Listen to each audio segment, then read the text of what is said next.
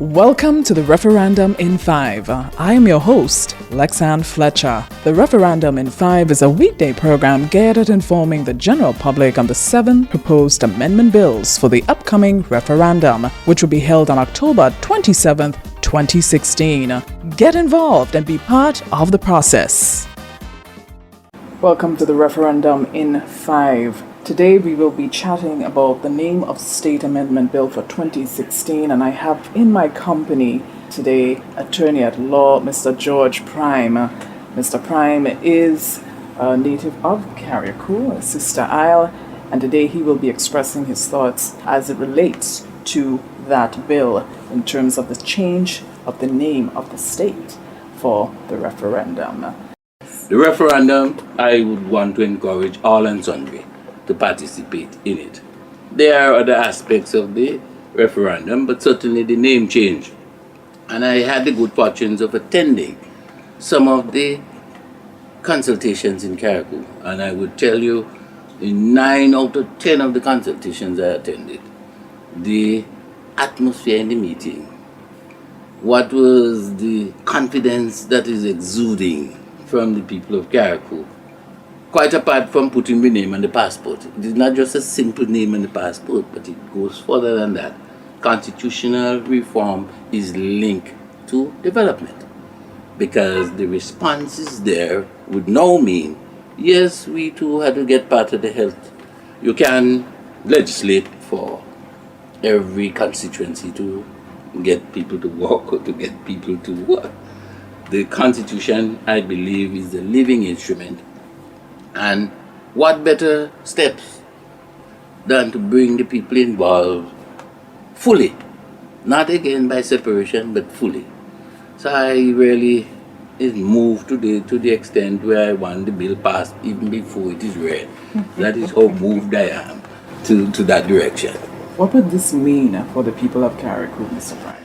Well, naturally, I see it as the distinctiveness of a collective identity.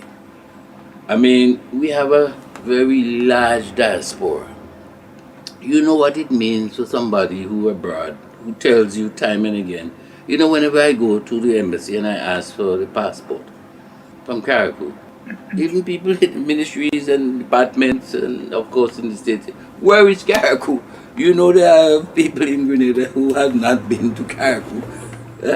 I mean, that in a nutshell tells the story. So it would mean a great deal, quite apart from the aspiration, the pride and the joy in feeling part of the mainland. Anytime you hear somebody speak about Trinidad and Tobago is on the passport, Antigua and Barbuda, St. Vincent and the Grenadines. So there are many examples that you are identifying and want to be along with. So it is not a new thing. There are obviously going to be the negatives. I understand some persons are saying, well, it would require change of paper, it would require change. Well, naturally, changes are things that we don't like. And every time we put it off, all that happens, we get older. And that is what has been happening to these instruments. Everybody find an excuse why it shouldn't be done. Well, I would say no, in the very formidable words of the late Winston Churchill. You see, whenever you have a destination to go on, you would not get to that destination if you have to stop at every dog that backs at you and attack it. You wouldn't reach the destination. Not every dog that backs must respond. People are going to respond. We're going to have negatives, we're going to have critics and so on. But the destination is to have this name change. The people of Carriacou wants it. We will embrace it, and we believe that this is the best mechanism for this period that we have gone through of decades of alienation, rejection. They used to call Carriacou the forgotten paradise.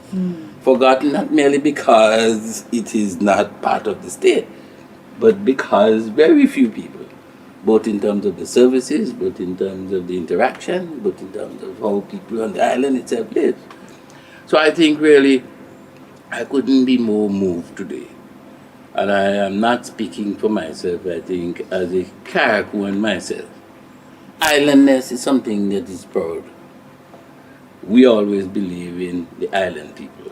Whether you call me kayak, whether you call me caracoon, whether you negative the term, whatever it is, I think this term is going to bring about a greater collective, both for development as well as indeed for identity and embracement.